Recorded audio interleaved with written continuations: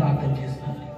యేసయ్యా, ఈ జీవ గ్రంథమందు నా పేరు తుడిపి పెట్టవచ్చు. నిజమే, నిన్ను నమ్మి వారు మనసు పొంది బాప్తిజం తీసుకున్న తర్వాత కూడా నేను పాపము చేశానయ్యా, నేను తప్పు చేశానయ్యా, నేను తప్పు చేసి పాపము చేసి నీకు విరోధముగా నేను ఉన్నానయ్యా. ఈరోజు ఈ వాక్యముతో నాలో పశ్చాత్తము కలిగేటట్టుగా చేశాను. ఇక మీదట నేను పాపము చెయ్యని యేసయ్యా, నా పేరు నీ జీవ గ్రంథంలో అలాగునే ఉంచమని కోరుతున్నాను. యేసు, నా పేరు నీ జీవ గ్రంథంలో రాయండి దేవా అని అడిగాను. దేవుడే నీ పేరు, దేవుడే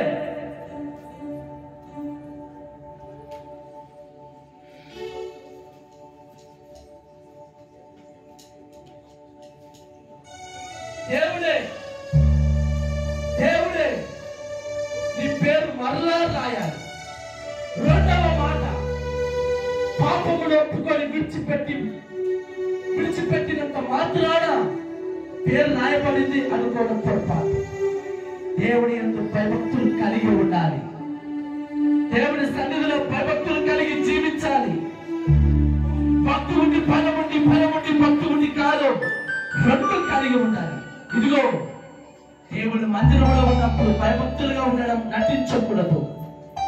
సేవకుడు ఎదురు పడినప్పుడు నటించడం కాదు. ఎవరైనా విశ్వాసులు నీ దగ్గరకు వచ్చినప్పుడు నువ్వు వేషధారణ వలె ఉండడం కాదు. దేవుడు వింటూ ఉన్నాడు. నువ్వు ఎవరితో ఏం మాట్లాడుతున్నావు, ఎవరి దగ్గర ఎలా ప్రవర్తిస్తున్నావు, ఎవరి గురించి ఏ తప్పుగా మాట్లాడుతున్నావు, నిన్ను దేవుడు చూస్తూ వింటూ ఉన్నాడు.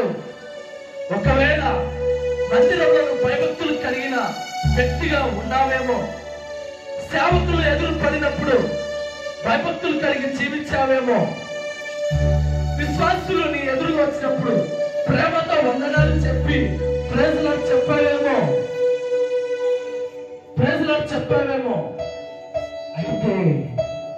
అయితే నువ్వు నీ ఇంటి దగ్గర ఏం మాట్లాడుతున్నావు, వాటిని వింటూ ఉన్నాడు దేవుడు. ఇప్పటి నుంచైనా దేవుడు వింటున్నాడు అనే భయం కలిగి సరైన మాటలు మాట్లాడాలి, సరిగా మాట్లాడాలి. కోపపడవద్దు, అహంకారంగా ప్రవర్తించవద్దు, గర్వంగా నడుచుకోవద్దు.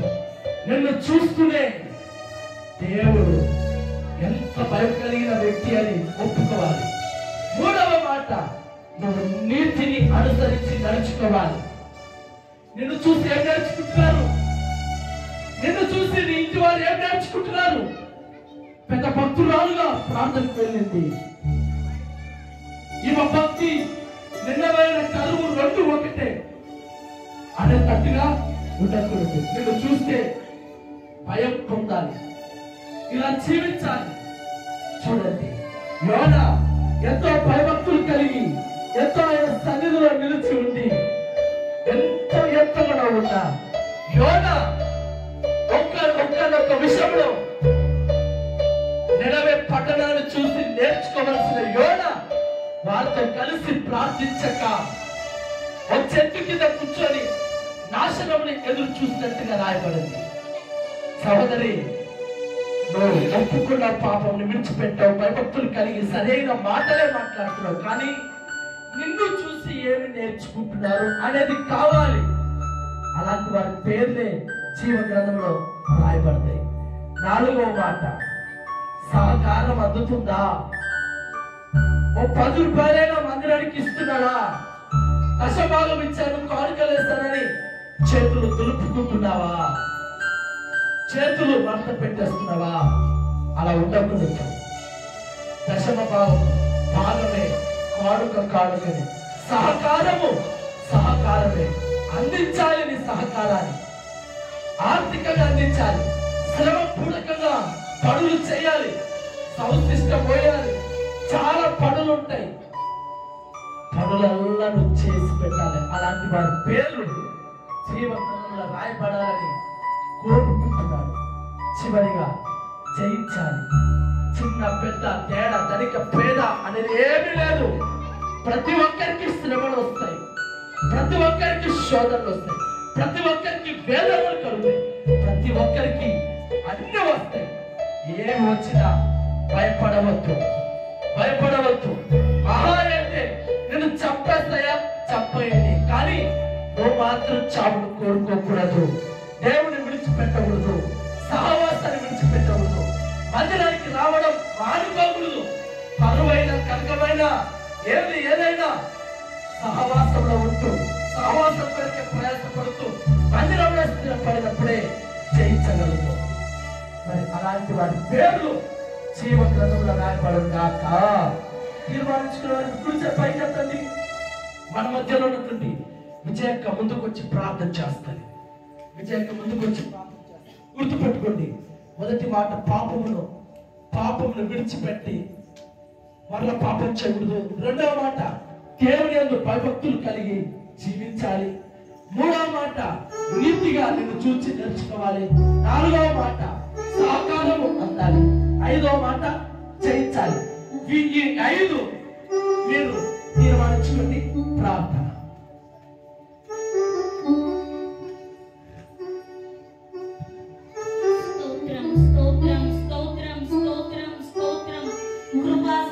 సంపూర్ణమైన నా తండ్రి నీకు స్తోత్రములు రాజా. నైనా నీ నామము పేరిట ప్రార్థిస్తున్నాను నాయన. అయ్యా 4 నాయన పరలోకంలో రాయబడిన జీవ గ్రంథంలో నా తండ్రి నీ మాటల చొప్పున నడుచుకోవాలి, ఉండాలి, నిలబడాలి, జీవించాలి. అయ్యా అలాంటి మాటలు తెలియపరిచినందుకై నీకు స్తోత్రాలు నాయన. అయ్యా ఒక్కొక్కరి హృదయాలలో వాటిని స్థిరపరచబడును గాక, స్థిరపరచబడును గాక నా తండ్రి, స్థిరపరచబడును గాక. ఇక్కడ ఉన్న వాళ్ళందరూ కూడా జీవ గ్రంథంలో రాయబడును గాక. ప్రతి ఒక్కరు కూడా కనువిప్పు కలుగును గాక, జరిగించబడును గాక, సేవకుడి మాట రూఢిపరచును గాక. ఇక్కడ ఉన్న వాళ్ళ మాటలు దేవుడు విని ఆలకించును గాక. పరిశుద్ధ గ్రంథము రాయబడినట్లుగా నా తండ్రి దిగి వచ్చును గాక. కృపా సత్య సంపూర్ణమైన నా తండ్రి, నీకు స్తోత్రములు నాయన, స్తోత్రములు నా తండ్రి. యేసయ్యా నీ కాలు పట్టుకుంటానయ్యా, నీ కాలు నవ్వుతానయ్యా. ఎన్నడూ కనివిని ఎరగని వాక్యము నాయన ఈరోజు తెలియపరచును. జీవ గ్రంథంలో రాయబడాలి, నీ మాట వినాలి, సహకారిగా ఉండాలి, ఇతరులకు సహాయము చేయాలి. దేవా భయము భక్తి ఉండాలయ్యా. ఈ లోకంలో భయం ఉంటే భక్తి ఉండదు, భక్తి ఉంటే భయం ఉండదు. దేవా